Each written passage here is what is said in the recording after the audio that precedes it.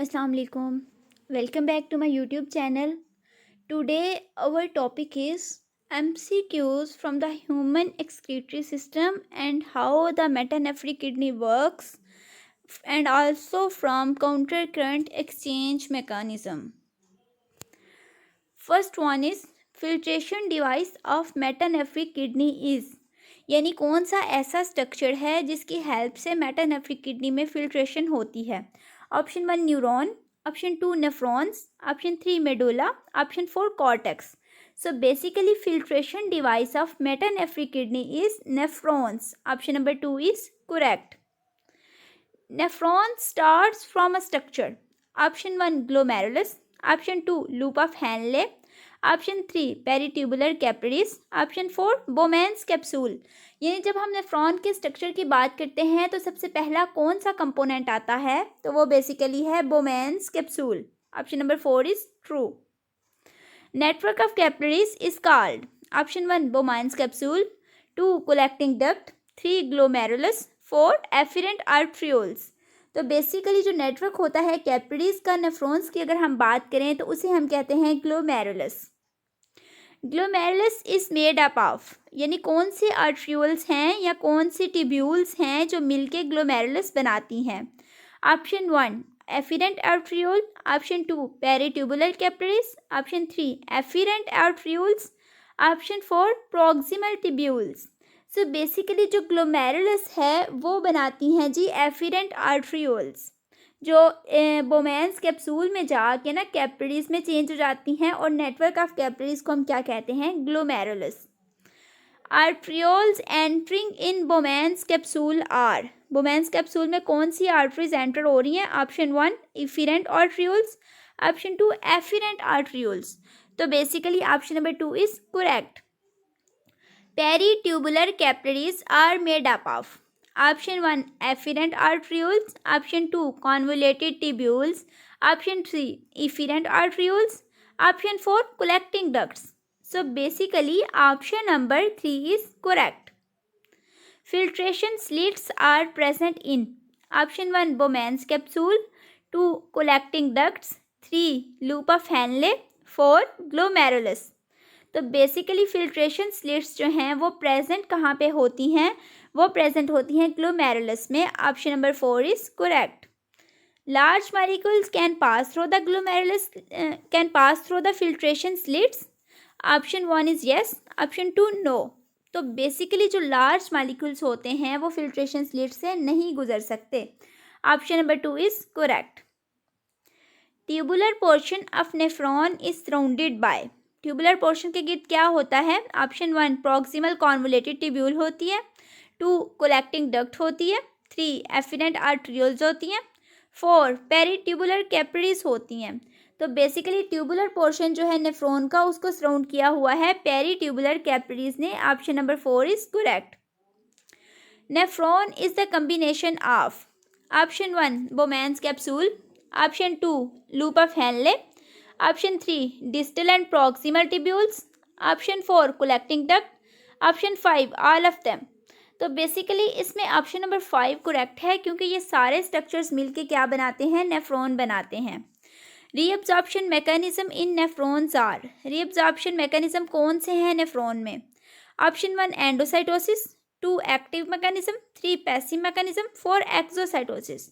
तो इसमें बेसिकली हमारे पास 2 ऑप्शंस जो हैं वो करेक्ट में आ जाते हैं, क्योंकि रीअब्जॉर्प्शन इन दोनों के थ्रू होती है, एक्टिव और पैसिव मैकेनिज्म के through. Harmful compounds are secreted in, यानी जो मटेरियल जाता है ब्लड से किडनी में नेफ्रॉन में, उसमें हार्मफुल मटेरियल कहाँ पे जाते हैं।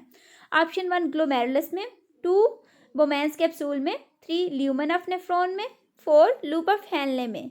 तो हार्मफुल कंपाउंड जो हैं बेसिकली सेक्रेट होते हैं ल्यूमन ऑफ नेफ्रॉन में। Option number 3 is correct. Water reabsorption in nephrons occurs in, water reabsorption होती है नेफ्रॉन में कहाँ पे, प्रॉक्सिमल कॉन्वोलेटेड ट्यूब्यूल में, पेरीट्यूबुलर कैपिलरीज में, कलेक्टिंग डक्ट में, लूप ऑफ हेनले में। तो बेसिकली वाटर एब्जॉर्प्शन जो है वो होती है लूप ऑफ हेनले में। Option number 4 is correct. Human urine is dash time concentrated than blood plasma. Option 1 1, 2 2 times, 3 4 times, 4 8 times. तो बेसिकली ह्यूमन यूरिन जो होता है वो 4 टाइम्स कंसनट्रेटेड होता है than blood plasma. Camel's urine is dash times concentrated than plasma. Option 1 2 times, option 2 4 times, option 3 8 times, option 4 12 times. तो basically जो camel urine होता है वो 8 टाइम्स कंसनट्रेटेड होता है than blood plasma. Option number 3 is correct. Gerbil's urine is dash time concentrated than blood plasma.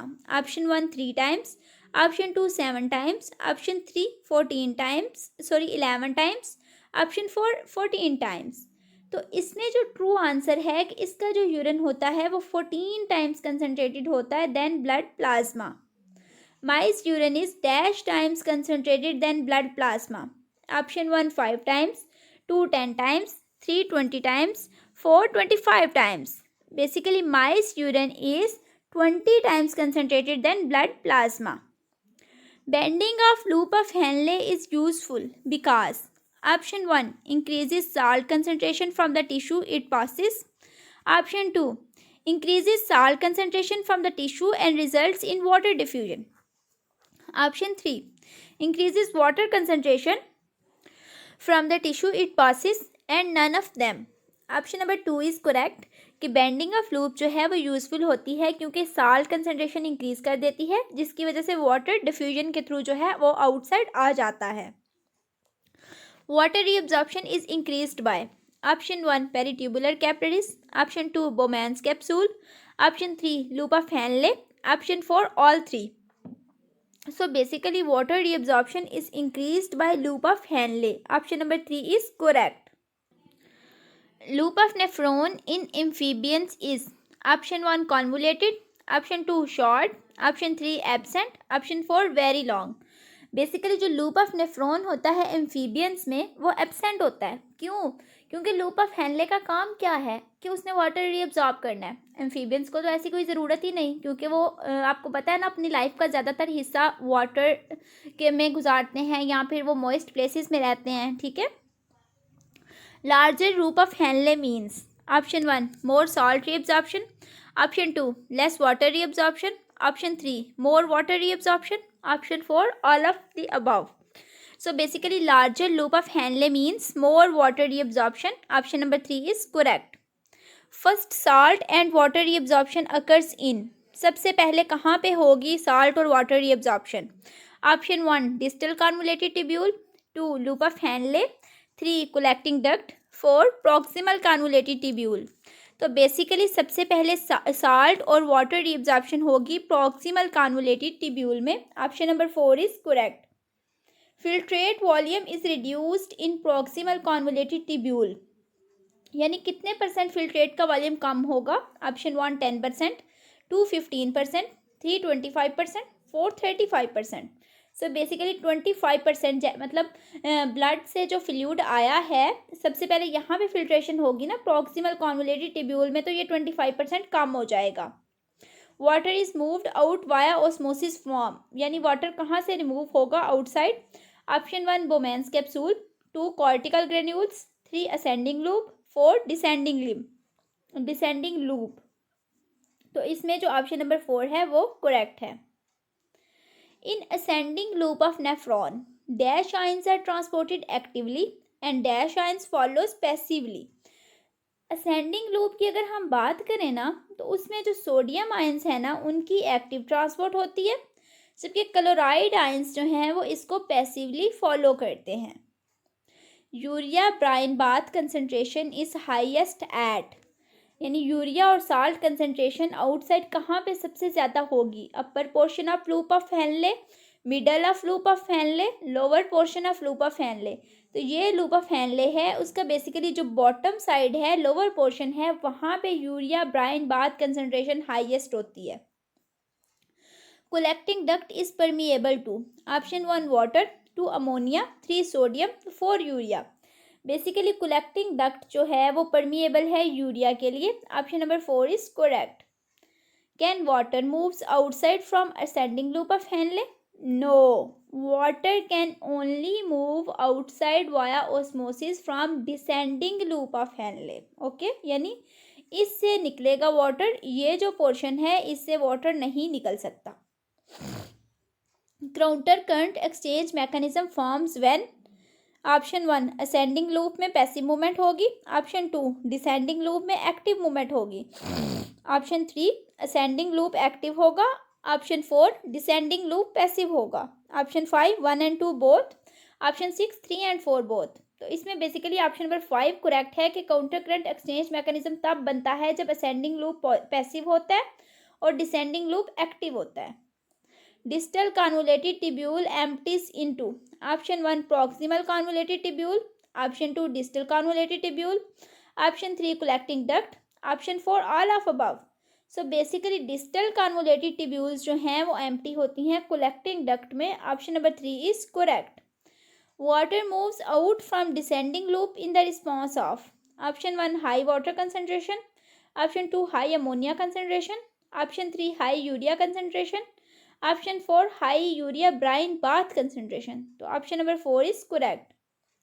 Water and fluid is returned outside via option 1 distal convoluted tubule, option 2 peritubular capillaries, option 3 proximal convoluted tubule, option 4 all of the above। So basically water and fluid is returned outside via peritubular capillaries। Renal pelvis connects dash to urinary bladder। Option 1 smooth muscles, option 2 urethra, option 3 ureter। So basically renal pelvis जो है वो connect करता है ureter को urinary bladder के साथ। Filling of urinary bladder increases tension in option 1 ureter, 2 urinary bladder, 3 smooth muscles, 4 renal pelvis। So basically filling of urinary bladder increases tension in smooth muscles। Sphincter muscles are present at urinary bladder, end of urethra, ureter, start of urethra। So basically sphincter muscles are present at the end of urethra।